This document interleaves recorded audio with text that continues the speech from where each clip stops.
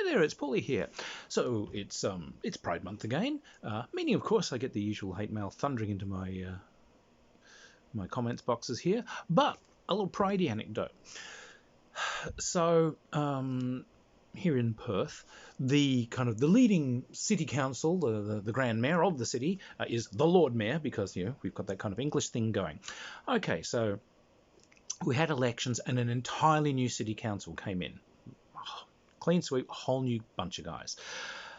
And in there is a brand new Lord Mayor. Well, this Lord Mayor had been sort of a radio personality, kind of like a bit of a sports commentator and so on. Day one, this guy gets onto his old radio show, as he's kind of like, he has to step out of doing that because he's doing Lord Mayor stuff now. And he just comes out with all this anti-trans rhetoric, tranny jokes and everything on radio, on national radio. So, like, the city erupts in fury, absolute fury. And my social media is full of people like, oh, I can't stand this, when are we going to do something about this, yada, yada, squee. And the council, as part of its kind of, hey, we're a whole new group, and we're showing that we're starting things right, they decided they're going to have an open town hall meeting for their first meeting, where they're going to address kind of concerns and suggestions with the public to see, what direction the new administration should be going. So everyone's like shaking their fist. We're going to turn up to that. We're going to give them peace of mind, and I just knew none of these buggers are going to turn up. So I decided to. So, so I, dressed in, I dressed in a long purple dress and, jewelry, and I went swanning in there like a Byzantine princess. And, it was kind of quiet. Lots of political people there, kind of, because there's senators, there's the local MPs, everyone's kind of turned up. It's actually a big deal. And like the Green senator and I know a couple of the Labour Party people, the locals, they sort of like, oh yeah, we recognise you. Kind of like a odd look, kind of like a nod. Okay, man, nod, whatever. The Green senator comes over to talk. Oh, hi, yeah, glad you're here. You are? Okay.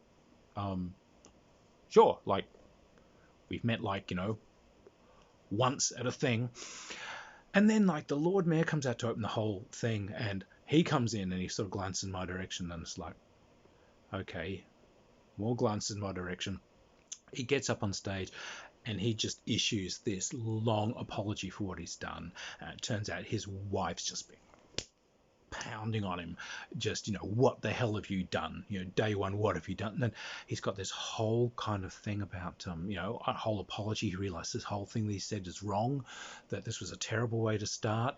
And, he's going to engage with the community and going to figure out what needs to be done. And they are dedicated to being inclusive. So, and there's real apology, like, he realizes that these are attitudes that he's carried with him and that these are not appropriate attitudes and that he can learn to be better. And it's like, oh, hello. All right. It could have been just politics, but no, it actually kind of sounded sincere, and it really did sound like his wife's just like turned on him and, you went for some quick laughs on radio and punched down on a marginalized community minutes after being elected. They are going to burn you at the stake. And so afterwards, I was consulting with the whole group there, with all of the councillors and with the Lord Mayor, and saying, oh, yeah, nice to see you, and so on. Well, so look, we're going to address. So I said, look, this is actually something that I deal with a lot, But says, look, you need to engage with the trans community and the LGBTQ community, and be seen doing it. You have to go and speak to them about their concerns and what concerns that the community has about, acceptance and danger and strange laws that, lock us out of things and make us exposed to violence and so on. And then, you have to actually physically be committed to engaging this, and then you actually have to do something about it. You actually have to start passing legislation and so on to make things better.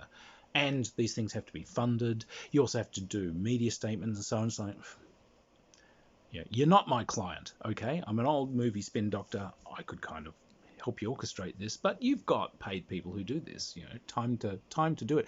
So they started this whole LGBT engagement committee, and they did a really good job.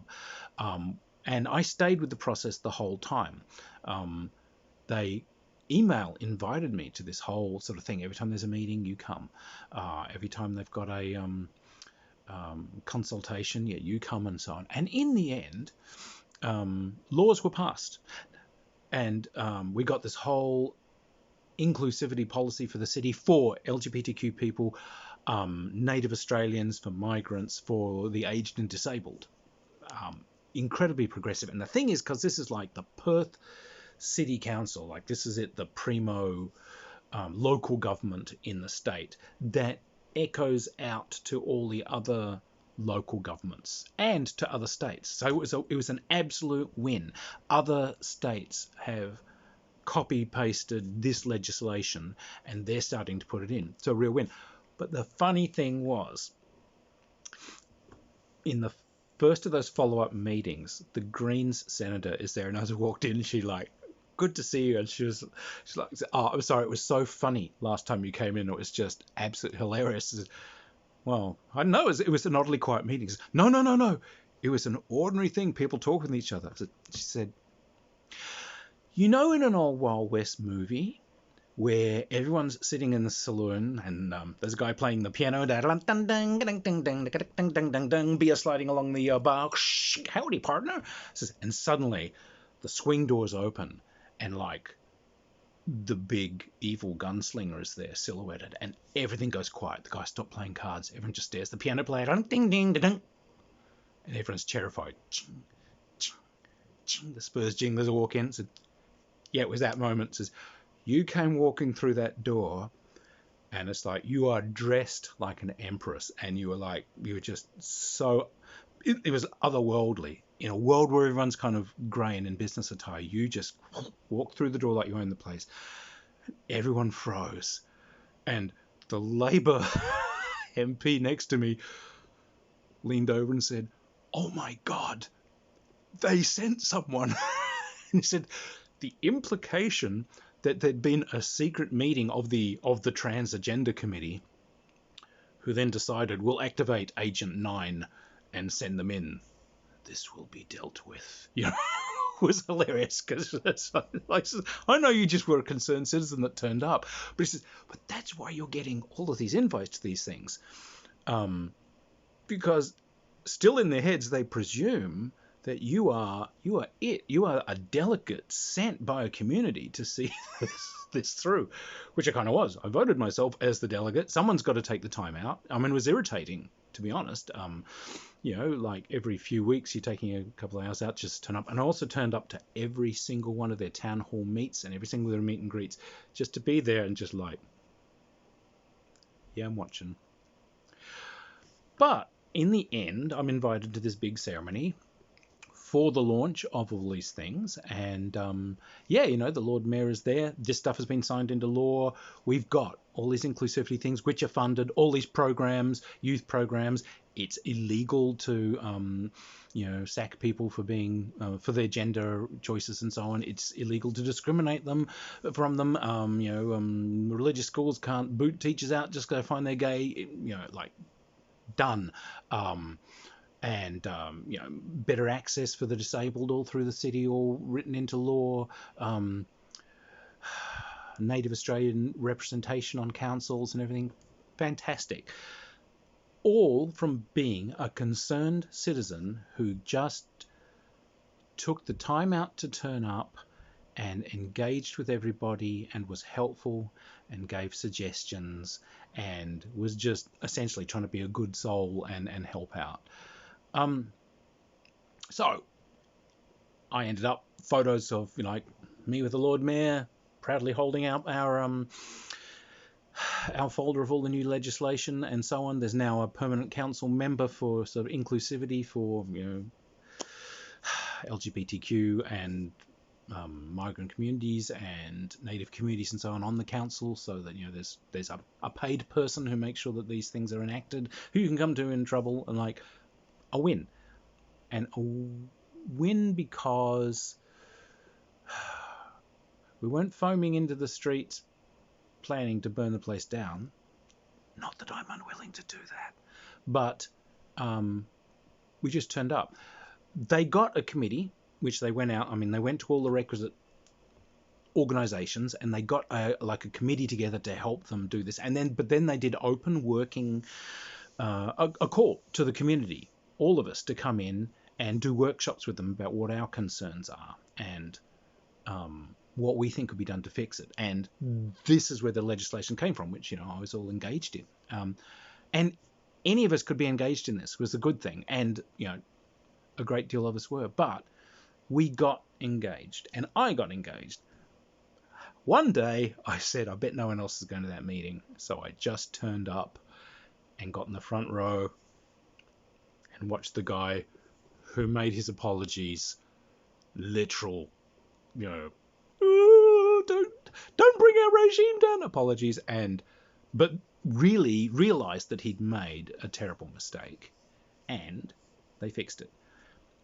So you can do it. So to all those who are out there, feeling crushed down and feeling in despair, sodding don't, but physically get out there and start trying to make things right.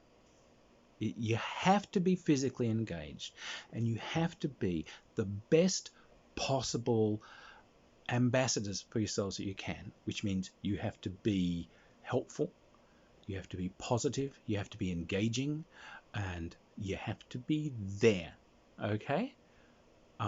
It's not a world of despair. We get the world that we are willing to work for. So work for it. Make things better. And like I said, just be the best ambassador for yourselves that you can. Anyway, that was the funny Gunfighter moment. And everyone out there, have a great Pride. Look after yourselves, and I'll see you in the funny papers.